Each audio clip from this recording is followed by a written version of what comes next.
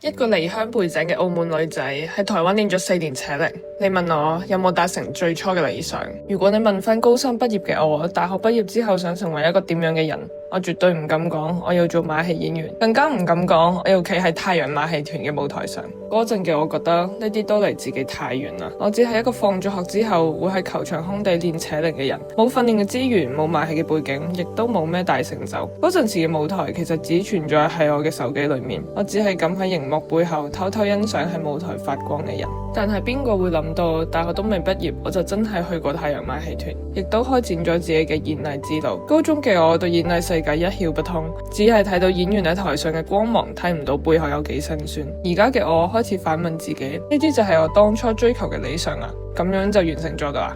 直到我明白，最美麗嘅嘢唔係嗰幾分鐘嘅掌聲，而係由唔敢諗去慢慢實現嘅過程。呢個階段嘅自我鼓勵、自我探索，先係最真摯嘅果實，最豐碩嘅成長。令我因為扯鈴可以選擇更多喺呢個世界活着嘅方式。